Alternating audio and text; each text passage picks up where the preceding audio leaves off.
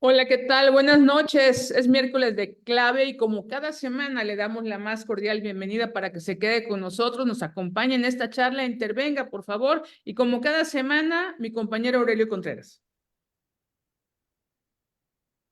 ¿Qué tal, Mónica Camarena? Muy buenas noches a nuestro auditorio, con el gusto de siempre. Estamos hoy en vivo en La Clave, hoy miércoles 5 de junio de 2020. Entramos a la mitad, ahora sí propiamente, a la segunda mitad del año. Ya rebasamos este primer semestre y rebasamos además, o habría que decir, o nos rebasó decía hace un momento nuestro invitado, el tsunami del pasado domingo, y de eso pues es de lo que queremos hablar hoy con el doctor Jacobo Domínguez Gudini, experto en materia electoral, gran abogado, a quien le damos la bienvenida a La Clave.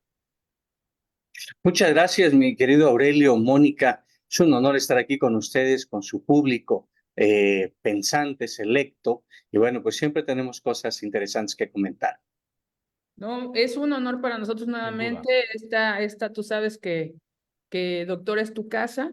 Y bueno, pues como el programa se anunció, a todos los que se van a ir enlazando, los que ya nos están viendo, exactamente el balance de la elección, a grosso modo, desde tu perspectiva del pasado 2 de junio. Muchas gracias. Bueno, en primer lugar, como me dijeron que iba a estar aquí Aurelio, pues yo pensé que íbamos a hablar de rock, estimado Aurelio. Entonces Otro día, releyendo otro día. venía releyendo la letra de La escalera al cielo de Led Zeppelin, y entonces empieza con un verso que dice algo así como: hay una señora que está segura que todo lo que brilla es oro, y ella está comprando una escalera al cielo. Cuando llega ahí sabe que todas las tiendas están cerradas, pero con una palabra puede conseguir lo que vino a buscar. Pues es eso lo que pasó el domingo. Sí, se vendió una escalera al cielo. Se ha venido construyendo una narrativa sumamente polarizante, ¿sí? Y en esta ocasión, fíjense, en mi opinión, en esta ocasión la oposición contribuyó a la construcción de esa narrativa. La oposición tomó el lugar que le diseñaron a ellos, ¿sí? Ellos hicieron gala de la defensa de los privilegios que le habían estado atribuyendo el partido del gobierno, y bueno, pues finalmente tuvieron una votación masiva, una votación en primer lugar inesperada, y bueno, en segundo lugar, que nos habla no solamente de lo polarizado que está este país, sino de lo distante que están ambas posiciones. Es muy común que la gente diga, bueno, es que yo no conozco a nadie que vote por el partido oficial, y ahí es muy común que nos diga, es que yo no conozco a nadie que vote por la coalición opositora. ¿Qué quiere decir? Que la división no solamente es social, sino ya se ha vuelto una división material, ya se ha vuelto una división ideológica de formatos de vida, etcétera. Y eso me parece a mí lo más interesante, lo más preocupante también para los que crecimos todavía con los valores del Estado liberal, ¿no? De la tolerancia, de la democracia, el punto de tener una elección polarizante, de tener el choque de dos trenes de narrativas únicas, ¿sí? Me parece que nos está llevando a un escenario que no habíamos visto, yo creo que desde el siglo XIX, pero ahorita lo podemos ir matizando. Sin duda, ¿no? Pero sí, bueno, tú citaste Stairway to Heaven de Led Zeppelin, pero yo a lo mejor pusiera enfrente Highway to Hell de AC/DC, sobre todo por una cuestión en particular que es cómo se viene la composición del Congreso, que creo que es lo más relevante de la elección. Digo, no es que no sea relevante la presidencia o las gobernaturas, pero una composición del Congreso en la cual pareciera que se va a concentrar el poder absolutamente en un solo estamento político. ¿Cómo ves eso? No, absolutamente. Estamos regresando el reloj de la historia. Sí, estamos llegando a 1994. Fíjense ustedes, la votación más copiosa que ha habido en la historia de México es ese voto del miedo que hubo por el presidente Ernesto Zedillo. El año 1994 fue un año bien complicado, bien convulsionado, con un candidato presidencial muerto, en el primer magnicidio, digamos, de la época reciente, el levantamiento armado en Chiapas, y entonces la gente salió a votar masivamente. Alcanzó un poquito más del 60%, eso es algo que no se había visto.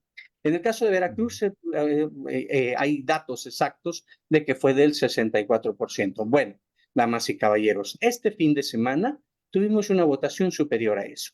Aún no se ponen de acuerdo, algunos dicen que alcanza el 70%, pero estamos viendo un regreso a esas votaciones masivas, instintivas, que no están permeadas de un voto razonado, y es producto también de un clima de polarización.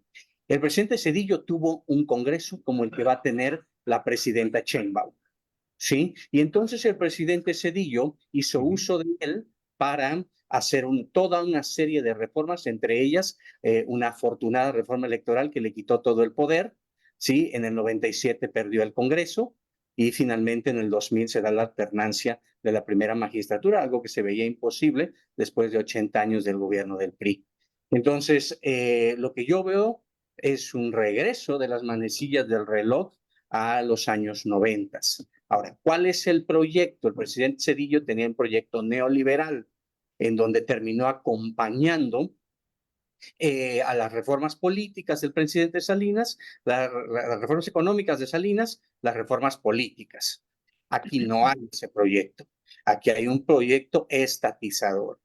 Y entonces lo que va a pasar es que el cúmulo de reformas que nosotros vamos a ver va a tender justamente a fortalecer el modelo que propone el presidente López Obrador, que es un modelo de sobreestatización. ¿Qué quiere decir? Que el Estado entre a sustituir a los individuos. Por eso, en ese modelo, no importa quiénes sean los diputados, muchachos, ¿sí? El que sea es solo un número que tiene que votar por un proyecto superior, etcétera. Por eso no hay una individualización de la política, sino es una colectivización. Y entonces lo que vamos a ver simplemente son como brochazos, grandes pinceladas de cosas que tienen que ver con un cuadro mayor, con un cuadro grandote que están haciendo desde Los Pinos. Entonces, eso es lo que yo veo, ese regreso de las manecillas del reloj. Y bueno, la regresión no solo se circunscribe a la elección misma, porque acabamos de ver, y tú, doctor, como conocedor, porque fuiste consejero electoral, bueno, pues la secretaria de Gobernación en la mañanera frente al presidente, hablando de la distribución final de un Congreso a pocas horas de una votación, cuando eso es responsabilidad del INE, según entendemos los mexicanos. Bueno, aquí Se supone que están en eso ahorita precisamente, ¿no? Exacto, bueno, sí.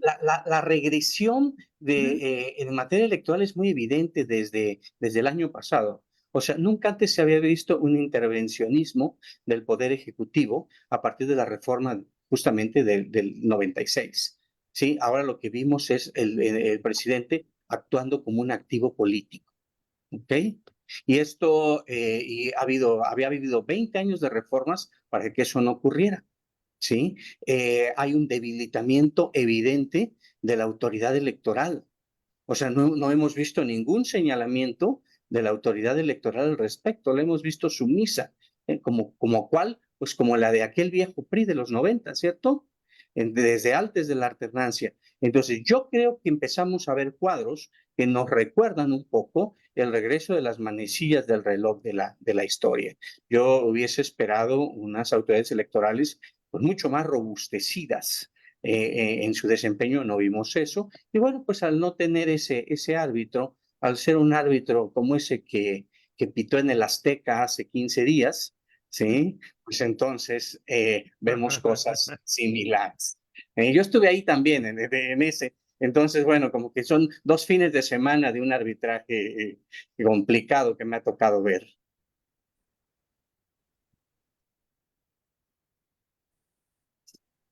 Aurelio, creo que nos quedamos paralizados Congelados. un Nos poquito, quedó, un poquito. nos dejó Nos fríos deja- los nos comentarios. dejó, pero ya regresó, ya regresó.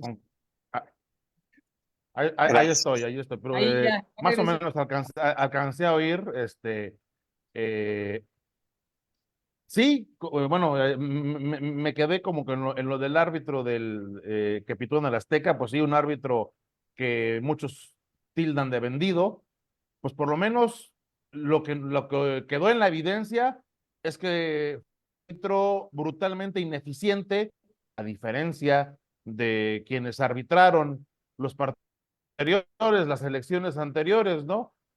Se dan a conocer los resultados al filo de la medianoche, provocando toda clase de incertidumbre, cuando pues antes el INE que sí funcionaba, tenía los resultados a las 10 de la noche a más tardar y nos sacaba de cualquier incertidumbre.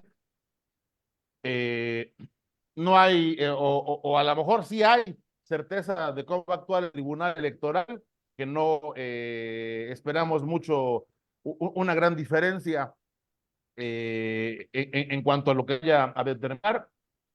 Y me llamó la atención esa alegoría, esa analogía que haces de las manecillas del reloj y cómo en el 97, bueno, en el 94, Zedillo tiene un congreso igual de mayoría absoluta, de mayoría calificada, que le permite hacer reformas, pero le permite hacer reformas hacia adelante, reformas que dan apertura política al país, que permiten que en el 97 hasta ese momento hegemónico PRI perdiera la mayoría en el Congreso, en la Cámara de Diputados particularmente, y lo que estamos viendo hoy es la marcha atrás.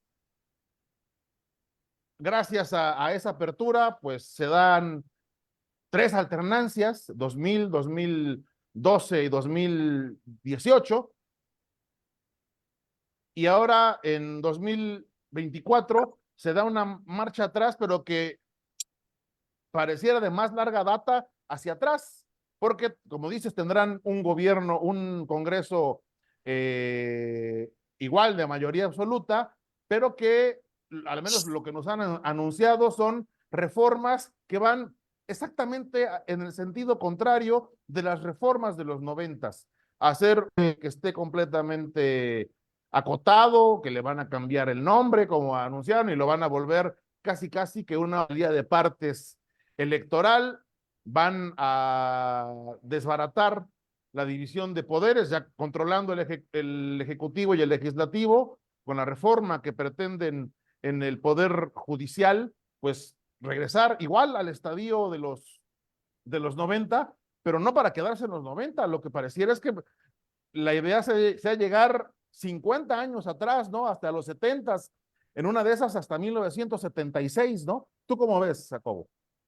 Fíjate que es bien interesante porque yo creo que el tema es más profundo todavía, Aurelio, Mónica.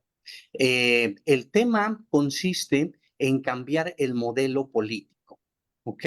El Estado liberal es un Estado que se construye sobre pues, varias bases que son algo así como, pues, como verdades sabidas, axiomas, dogmáticas, como le quieran llamar. Una de ellas es la división de poderes. Dice la división de poderes no se debe concentrar en una sola persona o en un solo grupo, y la relación de estos poderes debe ser, dicen pues los creadores del federalismo norteamericano, de check and balance, eso es, que se interrumpan permanentemente para que exista un equilibrio, para que nadie tenga demasiado poder, ¿ok?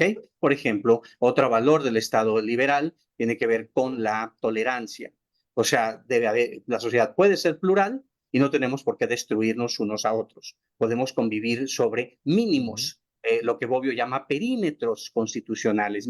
O sea, no me salgo de este cuadrito y puedo coexistir contigo que le vas al Cruz Azul, lo cual es un tema lamentable, ¿no? Pero podemos convivir, podemos coexistir, ¿me explico? Entonces, el Estado social, socialista que plantea el régimen del presidente López Obrador no es un Estado liberal. Es un Estado en el cual el Estado comunidad, el Estado comunista está por encima de las libertades individuales. Y si es necesario, digamos, reducir, si es necesario disminuir las libertades individuales, pues están en disposición de hacerlo. ¿Ok? Entonces, lo que nosotros vemos es una colisión de dos modelos, de dos formas de ver las cosas, ¿no? Y el éxito que tiene el gobierno del presidente López Obrador es que ha utilizado las debilidades del Estado liberal, ¿sí?, para vender su modelo. Por supuesto que nosotros tuvimos un régimen neoliberal extraordinariamente corrupto. Por supuesto que nosotros tuvimos una economía de cuates con empresas fantasma, pero ese no es un problema del modelo neoliberal.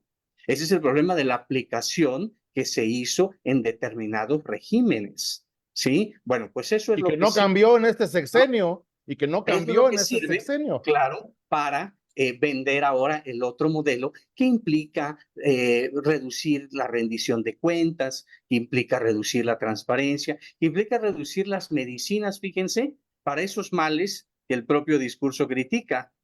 Entre menos transparencia tengamos, tendremos más corrupción. Es una cosa evidente, ¿no? Entre menos democracia tenemos, pues tenemos una mayor concentración de poder, ¿sí? Un mayor arbitrio, ¿sí? Entonces, vean ustedes cómo el remedio, ¿sí?, está resultando a la larga más complicado que la enfermedad, ¿sí? Y eso como que se puso de manifiesto en esta, pues en esta elección, ¿no? Las principales acusaciones que se dieron entre los candidatos fueron acusaciones de corrupción, de acusaciones de, y no solamente eso, sino acusaciones de corrupción en muy corto periodo de tiempo. Es decir, una corrupción que va a la velocidad de la luz, ¿sí? Entonces, eso es lo interesante, ¿no? Que el choque es de dos modelos, pero nuestros problemas no son de modelos, nuestros problemas son de aplicación, nuestros problemas son de resultados. Un poco la veo así. Doctor, fíjate que me llama la atención la declaración el ex consejero del INE, Lorenzo Córdoba, el ex consejero presidente, que reconoció la labor, dice, del INE actual del 2024, la llamó legendaria durante las elecciones en un primer momento. Pero ahora estamos viendo, bueno, pues un cúmulo, una lista interminable de denuncias, de quejas, de inconformidad de muchos ciudadanos en la elección federal y en varios estados. Bueno, en primer lugar vamos a hablar de Veracruz porque aquí estamos, pero estados también como Morelos, estados como Jalisco, que ahorita es un verdadero desastre ahí, que Morena también no acepta la derrota de Movimiento Ciudadano que venía gobernando.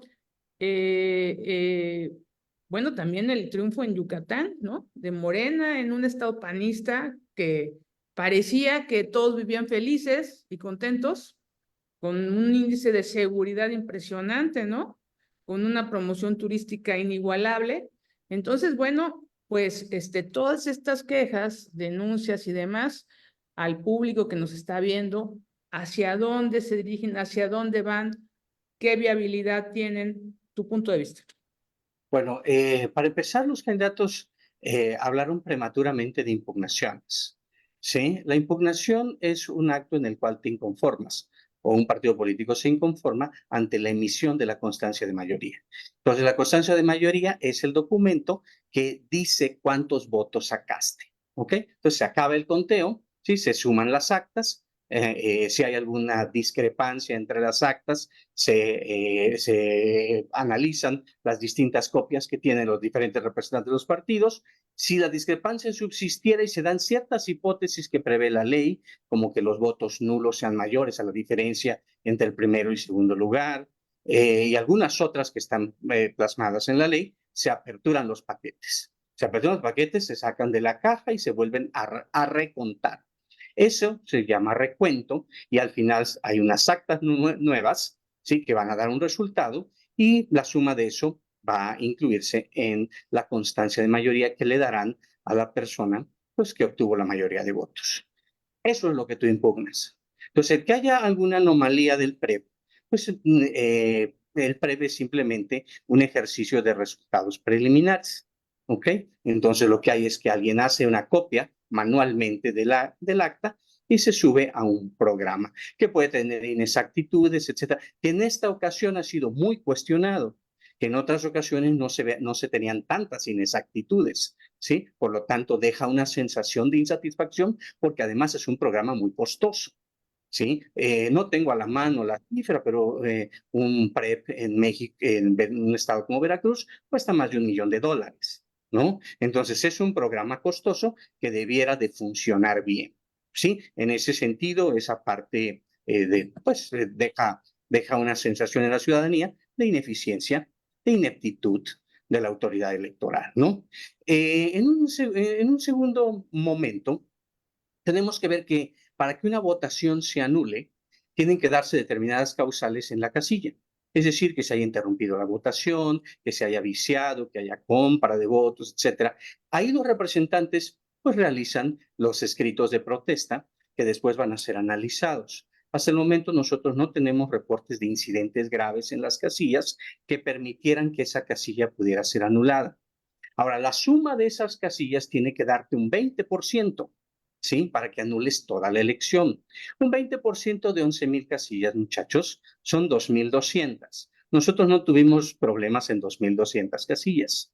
Ajá. Entonces, el uso prematuro, el uso berrinchudo del término impugnación, a mí me parece que es incorrecto. A mí me parece que deben en estos momentos los partidos enfocarse en el tema del recuento y eventualmente, si hubiese los elementos, por si no sabes qué es lo que pasa, Mónica, Aurelio, que desgastas el tema y entonces después la gente ya no cree en las impugnaciones, etcétera. Y a eso añádele que tenemos una temporada de muy mala calidad de resoluciones electorales. Es decir, las últimas resoluciones electorales de las autoridades federales, por ejemplo, las de violencia de género en la Sala Jalapa, han sido pésimas, ¿sí? ¿Y eso a qué lleva? Pues lleva a una sensación de que los asuntos no se están atendiendo de una manera adecuada. Entonces, lo pongo como un ejemplo. Por supuesto que cualquier panegirista me dirá, es una generalización apresurada. Tú no puedes decir que porque resolvieron mal el año pasado lo harán también este. No, solamente que vas generando un deterioro. Y las instituciones electorales deben mantener un principio, que es el principio de profesionalismo. En otros lugares del mundo, por ejemplo, tú ni te preguntas quién organiza las elecciones. Nadie los conoce. Nadie sabe quién organiza las elecciones en Alemania. Sí, en los Estados Unidos las elecciones los organiza el propio gobierno. Sin embargo, que tienen credibilidad, ¿sí? Que tienen profesionalismo, ¿sí? Y en ese sentido, bueno, pues la gente confía en que hay un respeto de los votos. Yo creo que es un buen momento para que la oposición haga haga un control de daños mucho más efectivo, pueda mandar un mensaje mucho más congruente y haga de esto una oportunidad de verse como una opción, porque vi y me llegó un correo convocando a una marcha. Eso regresó mi mente también en el tiempo, muchachos, al 2006, ¿no? Con la salvedad de que los del 2006 perdieron por menos de un punto. Y en el 2006 sí se habló de una serie de cosas, no por 1 millón de votos. Entonces, yo creo que la oposición sí tiene que tener madurez para enfrentar esto y verlo también como una oportunidad también de redefinirse. En México la oposición es famélica, ¿sí? En ideas, ¿sí? En posibilidad de convencer al electorado que va bailando al ritmo de una narrativa, pues que le es impuesta desde el poder con mucha fuerza y que tiene que irse pues, deshilando, que tiene que irse deshilachando, ¿no? Pues yo creo que puede ser un buen momento, un buen punto de quiebre. Hablando de esto mismo que señalas, la oposición, ¿es factible que se le pueda poner, pues no hablemos de un freno, pero sí un cierto contrapeso a un régimen que va a volver a ser todopoderoso, con una oposición como la señalas, famélica, con unas dirigencias de las peores que nos ha tocado ver, y vaya que ha habido dirigencias de los partidos deplorables, detestables, pero estas se han llevado las palmas.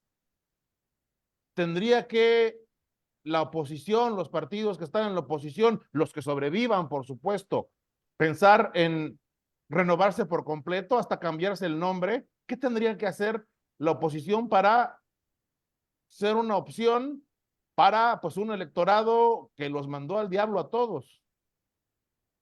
Fíjate, Aurelio, es bien interesante esto, porque un partido va a tener un final maltusiano. Ya se murió, bye, ¿sí? Que es el PRD. Sí, eso hace un hueco terrible, porque ahora la única izquierda que hay en este país es la del partido del gobierno, ¿sí? Es decir, el espacio que En el izquierda PRD es, ¿no? sí, o sea, el espacio que deja el PRD es un espacio importante históricamente y muchas otras cosas que podríamos comentar. Ahí se pierde un activo importante. De ahí la función, digamos, de grupúsculo que maneja, que va por las pluris, ¿no? Que me recuerda mucho una película de un corredor de bolsa de Wall Street, que se llama La Guerra de las Vanidades, en donde le preguntan en qué trabaja. Y entonces dice, ¿has visto cuando se reparte el pastel que sobran migajas? Dice, bueno, pues le dice la mujer, despreciando al marido, le dice al hijo, bueno, pues tu papá es el que recoge las migajas. En eso se han convertido justamente esos partidos plurinomineros, ¿sí? Que andan buscando las regidurías, que andan buscando las diputaciones gratis, porque además son literalmente gratis. Ajá. Y bueno, pues pone una listilla de ahí de unos cuantos impresentables y ya, bueno, en eso lo tomó el PRI. Ese rol que tenía el PRD lo tomó el PRI. Vean las listas. No estoy diciendo nada que no pueda sostener, ¿sí? Vean las listas y díganme, ¿sí? ¿Qué méritos tienen los que están ahí, salvo pues una relación directa de apoyar el proyecto político del líder, ¿sí? Y sus prácticas. ¿Ok? Que usualmente no tienen que ver con obtener votos y con las bases. ¿Ok? Y el tercer partido que va a entrar en crisis es el PAN, que es el enemigo natural del presidente López Obrador. El mundo del presidente López Obrador sería ideal si solo existieran el PAN y ellos, ¿sí? Porque eso llevaría a la narrativa básica con el que él se ha construido. Y entonces él se pasaría al lado de los liberales y regresaría a todos los demás a los conservadores. Y entonces tendría un escenario ideal para ese elemento de polarización. Y esa óptica decimonónica, muchachos, lleva a la destrucción del enemigo, que es justamente el ingrediente de la retórica del partido del gobierno, la extinción. Entonces, ¿yo qué creo, Aurelio, Mónica? Es el momento de que los partidos se reinventen, que literalmente están tocando fondo, ¿sí? Y entonces debe haber todo un análisis, ¿sí? De cómo vamos a darle oportunidad, ¿sí? A la sociedad civil, de cómo vamos a darle oportunidad a la gente que está cansada de los partidos políticos, porque además voy a dar un dato que me parece relevante. Si nosotros pensamos que llegamos al 65% de votación efectiva, entonces quiere decir que hay un 35% que no se siente representado con esa oferta política. Quiere decir que hay un 35% que está hasta el gorro, que está hasta la madre de todo lo que está viendo y que prefiere no ir a la urna. Déjenme decirle que un 35% es mucho más de lo que sacó el PRI y el PAN, ¿sí? ¿Qué quiere decir? Que hay una parte no representada, ¿sí? Que sería interesante que activáramos en la dinámica política, ¿no? Entonces, yo sí creo que se presentan algunas oportunidades, se presentan algunos espacios en donde debe haber algunos cambios estructurales que empiecen a funcionar. La oposición la oposición de ahora, tal como la conocemos, no representa a los mexicanos, ¿eh? Y eso deben de preguntárselo con profundidad. ¿No? Este, Están los números lo dicen, ¿no? ni siquiera para alegar, ¿no? Hablando de la sociedad civil, bueno, de repente uno se imaginaba el conteo rápido de las marchas, por ejemplo, de la Marea Rosa, que al final la propia Xóchitl Gálvez se hizo presente en estos eventos multitudinarios. Y bueno, de repente hacíamos cuentas y decíamos, bueno, si todos los que van a marchar van a votar contra el partido en el gobierno, bueno, pues hay la posibilidad de un cambio y vimos que no pasó, doctor. Este fenómeno a mucha gente también lo tiene pasmado. ¿Qué opinas? Bueno, la sociedad civil es una entelequia, es algo que no existe, es así como brumosa, etcétera. Nosotros vemos en determinados casos a la sociedad mexicana movilizada. ¿Cuándo lo tenemos? Cuando se tiene que hacer presente ante un determinado evento. Por ejemplo, las marchas más exitosas que ha habido de sociedad civil, entre comillas, pues empezaron con el tema de seguridad. La sociedad se tenía que hacer presente para exigir, para matizar lo que sea un tema de seguridad versus el gobierno. Después, la siguiente marcha relevante, ayúdenme si la memoria me falla, ya la edad, ¿verdad? Es ¿Qué pasó? No, ¿cuál el edad? tema del INE, cuando había que defender en las La calles defensa del INE, sí. una institución que tiene una naturaleza ciudadana y bueno, de ahí. De eso a que un grupo político se pueda arrogar el contenido de una marcha es un poco diferente, ¿sí? Pueden simpatizar, pueden tener puntos en común, pero la marea rosa nunca fue de Xóchitl, ¿sí? Sería una ilusión óptica que ella lo piense así. Ajá, que piense que la gente que defiende el INE muere porque llegue el domingo para ir a votar por ella. Eso no es así, ¿sí? Hay un segmento muy Y grande. quedó claro. Sí, hay un segmento muy grande en el que yo me incluyo, Aurelio, Mónica, y bueno, ya después recibiré reclamos porque haré una infidencia. Yo voté 2 boletas nulas, ¿sí? Porque a mí me pareció que todo lo que había en esa boleta era impresentable, ¿sí? A mí me parece que ninguno de esos nombres merecía un voto mío, ¿sí? Entonces la voté nulo, ¿sí? De 5, 2 las voté de esa manera. Entonces, ¿qué quiere decir? Que hay una sociedad que está ayuna de representación, ¿sí? No hay una representación, no hay un liderazgo, ni siquiera un liderazgo coyuntural. En alguna mesa a la que me invitaron a hablar sobre todo este tema del candidato, del frente y todo, lo que yo dije es que esperaba una amplia convocatoria en donde viéramos nombres de la gente de la sociedad civil, de empresarios. ¿Yo sabes qué esperaba ver? Yo esperaba ver a Elías Ayud, yo esperaba ver a Ricardo Salinas, con el que no simpatizo, pero me hubiera gustado verlo en esta dinámica. Me hubiera gustado ver, había por ahí un par de ultraconservadores que también me hubiera gustado que formaran parte de la pasarela, ¿no? Y no hay grupúsculo de gente dependiente de los presidentes de los partidos políticos, que es lo que yo vi en esa pasarela. Yo no vi personajes independientes que pudieran impactarme ese segmento del 30 y tantos % que no se siente representado.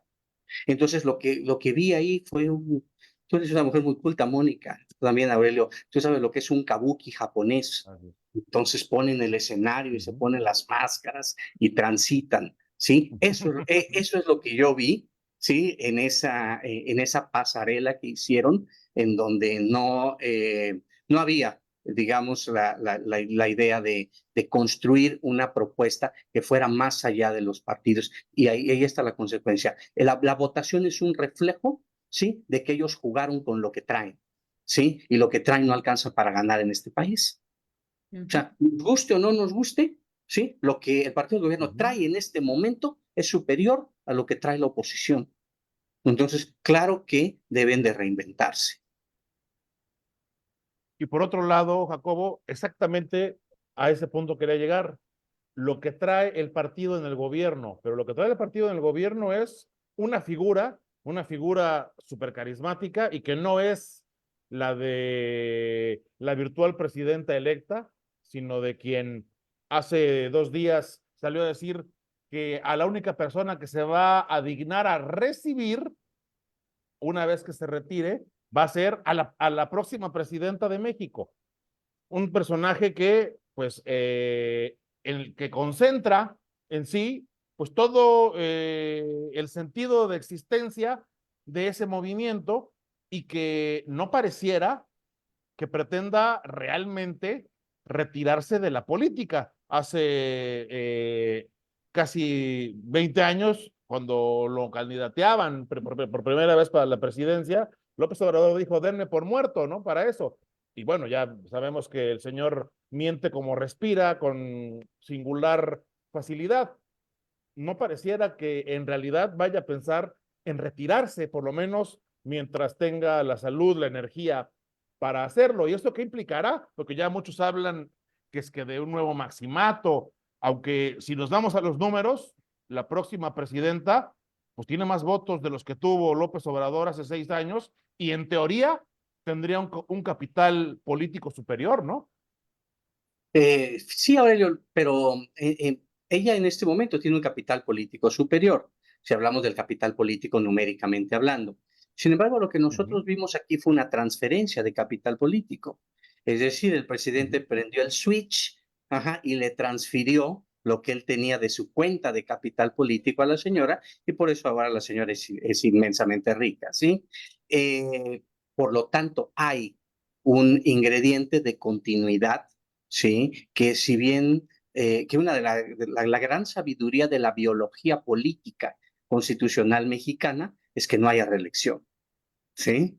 O sea, todos los demás líderes con esas características en América Latina, todos han pasado por el filtro de la elección, ¿sí? De derecha y de izquierda. Incluso algunos han rebasado el periodo de la reelección que prevé la Constitución. Estoy pensando en el presidente Chávez, estoy pensando en el presidente Maduro, estoy pensando en Lula, estoy pensando en Kirchner, estoy pensando en eso. Rebasan el periodo y En algunos Evo también, ¿no? de Evo, por supuesto, algunos incluso intentaron modificar el periodo constitucional. También lo hizo Álvaro Uribe en Colombia, ¿no? O sea, no es privativo de la izquierda. Sí, aquí en México no se puede hacer. Y esa parte se entendió muy bien. Entonces, Todavía, ¿no? Todavía. bueno, bueno, yo creo que hay un nudo histórico ahí, fíjate, porque ellos ya tuvieron la mayoría y no pudieron hacerlo. Sí, hay un nudo histórico que es un poco difícil de destrabar.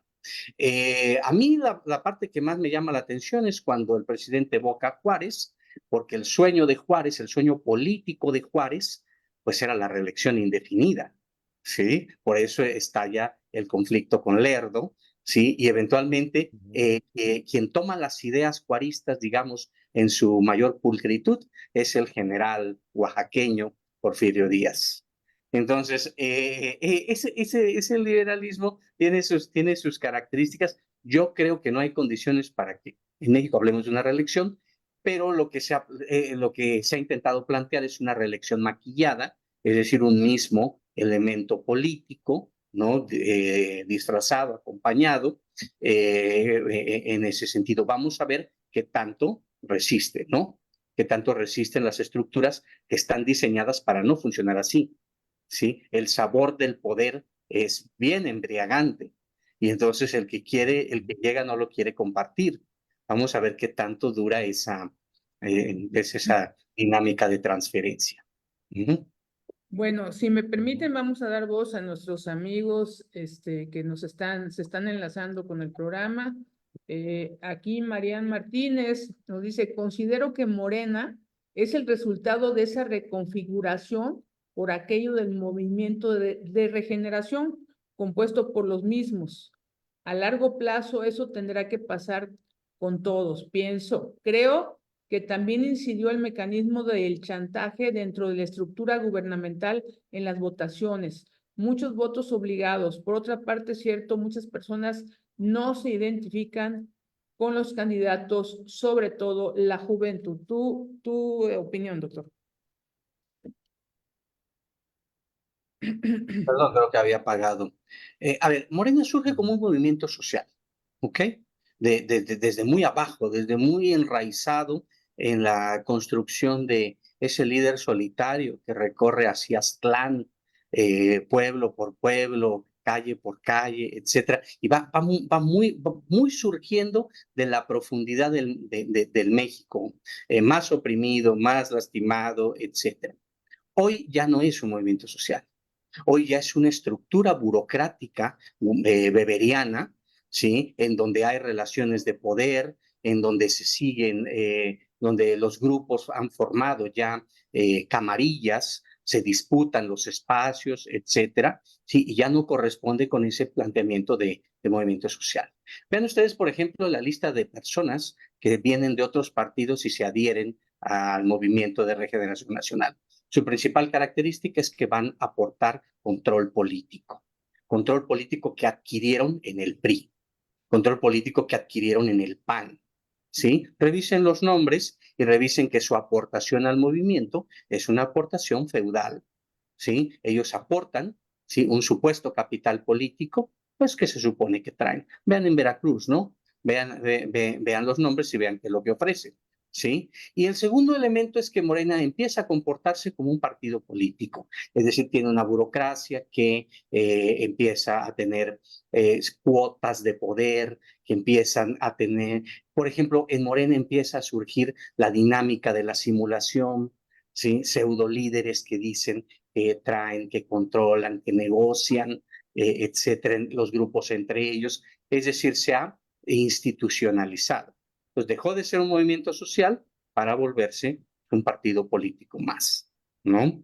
Ahora, ¿qué va a pasar con eso con los dos partidos? La verdad es que no lo sé, pero para mi gusto, un movimiento social que se corporativiza, que se burocratiza, etcétera, en mi opinión, va perdiendo el ingrediente social, va perdiendo el ingrediente autenticidad, y entonces va perdiendo, pues, glamour, va perdiendo el aroma que hace que la gente lo siga, ¿no? O sea, no es lo mismo el Morena que vimos en la elección del 2018 que el que vemos ahora, por mucho. Y ahí entran todas estas cosas que comentaba nuestro televidente. Sí, esas y muchas otras cosas más que ahora los vemos cuando se ejercita el gobierno. Ahora ya hablamos de lo que los partidos que se asumieron como oposición frontal del régimen, pues tienen delante de sí. Y los demás, los partidos aliados del régimen, los satélites, sobre todo uno que ha sido siempre satélite de todos los que llegan al poder, ¿qué papel jugarán y qué papel jugará también un partido que quiere ser o se considera que puede ser bisagra como Movimiento Ciudadano y que como quiera que sea, pues su apuesta les salió creo que mejor de lo que ellos mismos esperaban, porque pues no solamente mantuvieron el registro, sino que van a tener un buen número de legisladores, ¿no? Sí, bueno, esa pregunta, mi querido Aurelio, en la pregunta llevas la respuesta.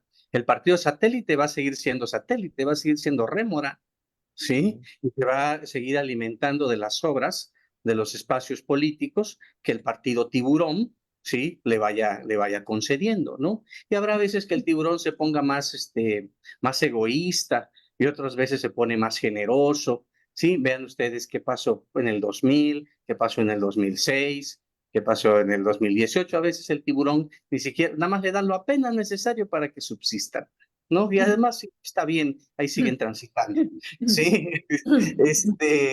Y legitiman, ¿no? Y Lo que legitiman pasa es que al régimen, ¿no? su capacidad de legitimación ya es muy breve, ¿me explico? O sea, ya que te dices ese partido rémora y el otro, ya que te dice, no te dicen nada, ¿sí? No, no te Entonces, dice bueno, nada, pero hay más partidos que solamente el partido hegemónico, es la lógica de la dictadura perfecta, ¿no? ándale, en ese sentido sí, como caricaturescamente, como simbólicamente, sí, Ujú. tienes toda la razón. Ahora bien, Movimiento Ciudadano es un partido político vivo, es decir, que puede mutar, que todavía puede cambiar, etcétera. Hizo una apuesta que a mí se me hizo interesante. Hizo la apuesta al partido político superficial y el Ujú. fosfo, a la trivialización de la política, ¿no? En un sentido de irse sobre aire, sin manejar nada de estructura, ¿no? Jugar un poco con las imágenes, con las emociones, la canción esa muy vista, muy escuchada, ¿no? Etcétera. Sin embargo, cuando el partido fashion se encuentra con la política real, pues el barco se hunde, ¿no? O sea, el doctor Samuel García, lo primero que debió de haberse preguntado es cuántos votos tenía para conseguir la licencia. ¿Sí? O sea, en un universo polarizado como el que tenemos, pues un gobernador de oposición no llega al Congreso, pide la licencia y se la dan. No, no, eso no ocurre. ¿Sí? Y eso no te lo resuelve la fantasía, eso no te lo resuelve la fosforicidad, ¿sí? Eso te lo resuelve la operación política. Y ahí es donde él no lo pudo hacer y esa apuesta permeó, llegó el momento que se quedaron sin candidato y bueno, pues lo que tuvieron ahí fue un pequeño golpe de suerte en donde no se extinguieron, pero bueno, pues ahí flotan. ¿Qué va a intentar Dante? Es interesante verlo, ¿sí? ¿Cómo va a volver a transformarlo? Quizá la transformación del movimiento ciudadano es la más interesante, pero también la más incierta, ¿sí? O sea, ¿qué quieren? No sé. A veces me da la impresión de que solo quieren poder, ¿sí? A veces, Bueno, a veces, o sea, que no hay sin un duda, ¿no? proyecto, que no hay una sustancia, ¿no? Así es, salvo la música, ¿verdad? Pero ahora yo quiero ir al desastre, aniquilación de figuras que se hicieron pasar por independientes, que pudieron trascender. Voy a poner el ejemplo de Pedro Kumamoto, que hasta hace rato iba abajo en el conteo de votos, apabullado por Movimiento Ciudadano, una figura que, bueno, a mí me parecía interesante, ¿no? Cuando arrancó, cuando logró avances, y estoy hablando de estas figuras que pues hoy van a resultar muy golpeadas. Bueno, también Luis Donaldo Colosio Riojas anda ahí peleando también su lugar, al parecer también los conteos no le dan posibilidades, podría remontar, pero estoy hablando Aunque él va a ser pluri. va a ser pluri, pero estoy hablando de la votación real, ¿no? ¿Cómo pueden golpear a figuras, pues que ante la sociedad ya son representativas? ¿Cuál es tu punto de vista? Fíjate que estamos viendo una forma distinta de votar de la gente, Ujú, ¿sí? Estamos viendo cómo se caen los mitos. ujú, Estamos también pasando, pues es mi opinión, por un votante caprichoso, ¿sí? Por un votante que por un momento quiere una cosa, después quiere otra, ¿sí? Y eso se debe en mucho a que el votante tiene muy claro que el voto es el único momento en el que importa, ¿sí? ujú. O sea, como es una democracia que se ha alejado la toma de decisiones de la gente, eso es lo único que importa. Y entonces a veces transita en un voto interesado, ¿no? Lo que decían, programas sociales, etcétera, ¿no? A veces transita en un voto lúdico, o sea, que se entretiene, etcétera, ¿no? Y a veces es un voto decepcionado, ¿no? Pues ya lo que salga todo finalmente será igual. Pues aquí es donde se ve una democracia, pues bastante ayuna de proyectos, ¿sí? Bastante ayuna de posicionamientos. Fíjate, en la en la ciencia política de los 90s y de principios de este siglo, a ti te decían, el candidato debe mantenerse en el centro, pensando en una campana de Gauss. Entonces, si tienes que estar, porque es la parte gorda del electorado, pues entre menos te comprometas, etcétera, sobrelleves, pues ahí vas transitando, ¿no? De ahí los extremos crecieron, entonces la campana se cayó y se volvieron gordos los extremos. Y entonces lo que hay es campañas polarizadas. Bueno, esas campañas a lo que te llevan es que consigues el voto, pues después no puedes hacer nada, porque necesitas a los de la otra parte. ¿Sí? Entonces, como ya se sabe que no se puede hacer nada, la disputa es solamente por la narrativa, por el discurso y todo eso. Por eso entiendo estos que dicen, no, vamos a impugnar y dicen cualquier cosa, ¿sí? Para mantener la narrativa viva, como si fuera una hoguera, hay que seguirle echando candela para que prenda y siga manteniéndose. La narrativa a la larga no se va a poder mantener si no está sostenida sobre algo sólido. Y ese algo sólido es un determinado proyecto de nación. Entonces, no hay proyectos de nación. El único que hay, fíjense, hasta el momento es el de ellos. Por eso la narrativa de ellos ha durado más. Ahí es donde los partidos de oposición tienen que construirse, tienen que replantearse, etcétera. Ahorita el único proyecto de nación que hay, pues es el de ellos, ¿sí? ¿Cuál era el proyecto del PRD? Ninguno y se extinguió. ¿Cuál es el proyecto del PRI? Con esa lista de diputados, ¿qué proyecto tiene ese PRI? ¿Sí? ¿No? Y el PAN, bueno, pues está todavía a la expectativa. Yo creo que debe haber un rediseño de eso justamente para que tengamos una competencia. Y el proyecto va a empezar a importar, ¿eh? El proyecto no es un rollo que adormece, etc. No, no, señores, el proyecto va a empezar a importar. Veracruz, ¿cómo ves lo que viene en el estado de Veracruz también con esta composición política que resulta de la elección del pasado domingo? Fíjate que nosotros vimos, lo decía yo ayer en RTV, una política de contraste, para decirlo eufemísticamente, Ujú. como nunca la habíamos visto, ¿sí? ¿Y eso qué provocó? Eso provocó muchas heridas. Yo creo que lo que debe venir ahora de parte del gobierno debe ser un planteamiento de reconciliación estatal. Debe haber un planteamiento de pactar, de generar condiciones políticas de inclusión. En el equipo del candidato que perdió hay nombres de mujeres, de hombres valiosos que debieran ser incorporados a las posiciones o retomados en el proyecto. Es decir, debe haber un mecanismo de reconciliación. Si nosotros no tenemos el mecanismo de reconciliación, entonces vamos a tener un gobierno que va a tender a ser totalitario.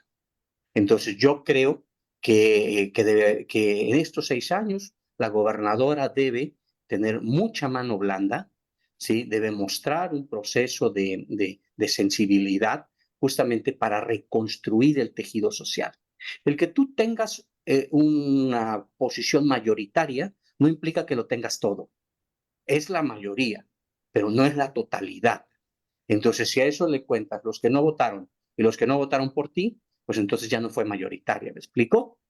Entonces, el planteamiento debe ser un gobierno incluyente, un gobierno para todos, para que transitemos como a la otra etapa. Se debe de entender que la campaña ya se acabó, ¿sí? Y entonces transitemos a construir un gobierno para todos. Entonces, yo lo vería de esa manera. La bandera roja que yo pondría es la de la reconciliación. Bueno, eso suena muy bien, ojalá. Y también, bueno, pues va a haber carro completo en el Congreso local de Veracruz. Eso también sabemos, doctor, pues es un riesgo de quien puede gobernar bien o mal. Mira, el carro completo de Veracruz es un carro completo que se estrella en las acciones de inconstitucionalidad. Veracruz tiene el campeonato de perder controversias constitucionales y acciones de inconstitucionalidad. Entonces, de alguna manera, ese poder tiene una larga, corta historia, larga en el sentido de los temas que usan, de la cantidad de veces que se ha repetido, corta en el breve tiempo en el que han consolidado como un Congreso sumamente inconstitucional, desilustrado, ¿sí? Entonces, a mí no me preocupa que el exceso de poder esté en el Congreso. A mí me preocuparía el exceso de poder en el Congreso Federal.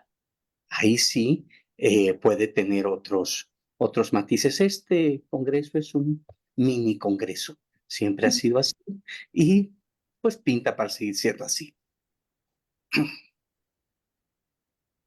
Tenemos otro comentario del público, nos dice Carla Olivas, tal vez esté equivocada, pero mi impresión es que muchas personas deben estar hartas del PRIAN. Sin embargo, los lobos de mar de aquel PRI es todo Morena, pero eso no importa a muchos ciudadanos. De igual manera, los demás partidos son recicle y recicle y no se ve un cambio real. Y mi pregunta es, ¿qué sigue? Y la hago extensiva. Bueno, en primer lugar, tiene toda la razón, no está equivocada. Cuando yo hablaba de ese proceso de transformación de Morena, de un movimiento social a una burocracia política, retoma operadores del régimen, operadores de Estado, ¿sí? Operadores que saben movilizar gente.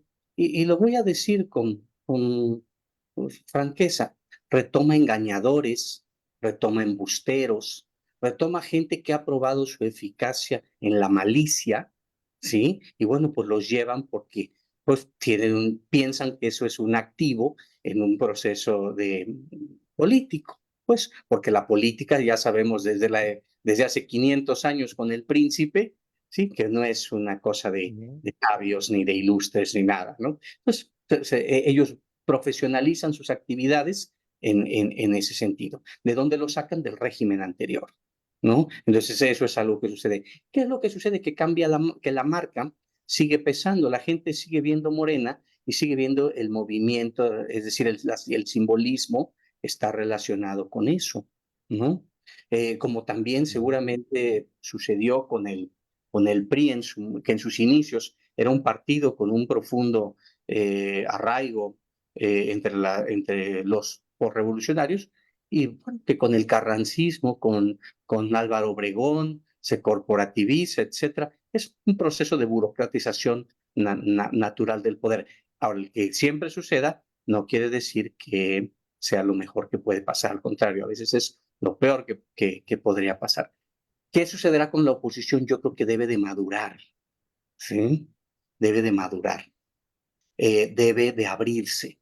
No podemos tener no podemos tener una oposición, ¿sí? Con los mismos nombres de siempre, ¿sí? Eso conduce a la derrota, ¿sí? Incluso ya lo sintieron los que pensaban que en el feudo no existía eso, no, sí existe, ¿sí? Entonces empiezan a ver ese tipo de señales. La gente quiere rostros nuevos, nombres nuevos, apellidos nuevos.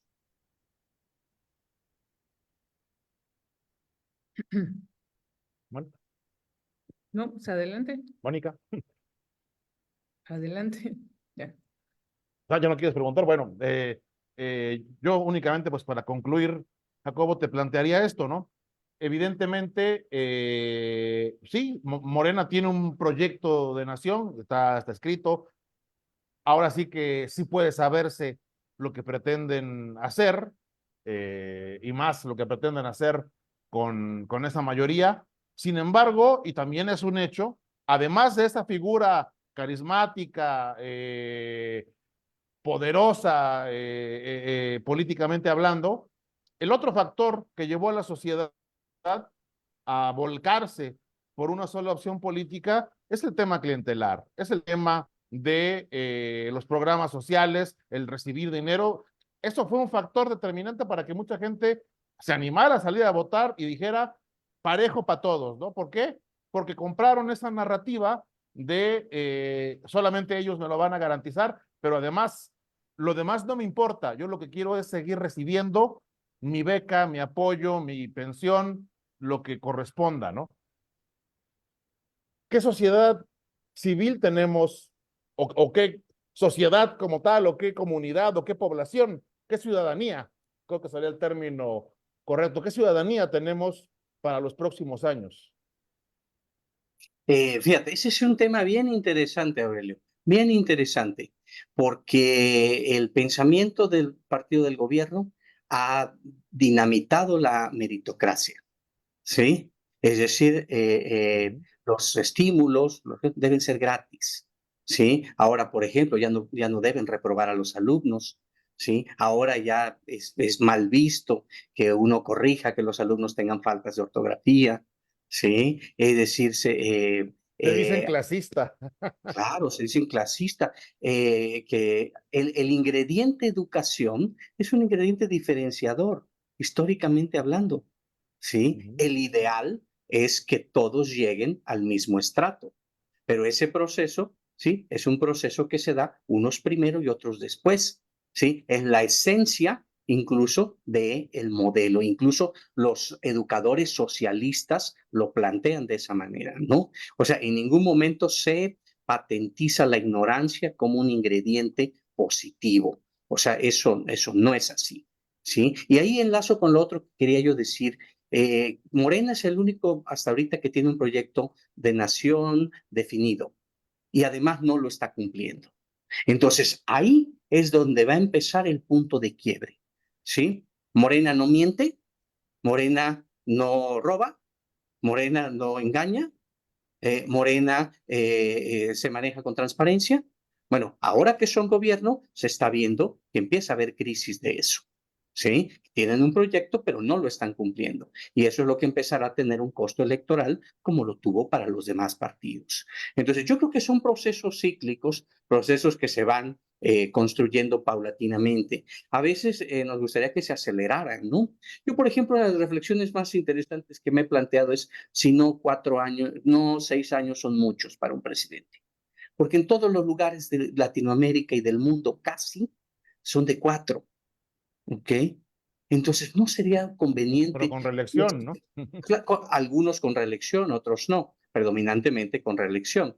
Pero no hubiera sido interesante que nos hubiéramos preguntado hace 2 años si queríamos tener ese gobernador o no. ¿No hubiera sido una pregunta interesante?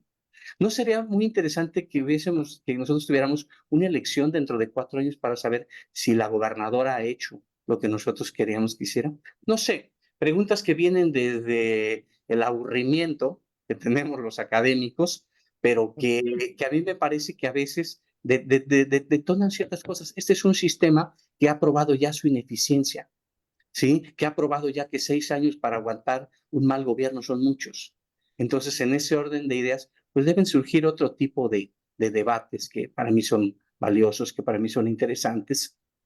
Porque Veracruz, que es un estado tan rico, tan maravillosamente rico en todo, tan geopolíticamente importante, con la única planta de energía nuclear del país, en primer lugar en comercio exterior, por el primer puerto de toda esta parte del continente, porque somos tan pobres, ¿sí? Entonces, por qué no somos la Cataluña ni la California, ¿no? ¿Por qué si Veracruz se separara del país, llegaría a tener el tercer o cuarto Producto Interno Bruto de América Latina, ¿no?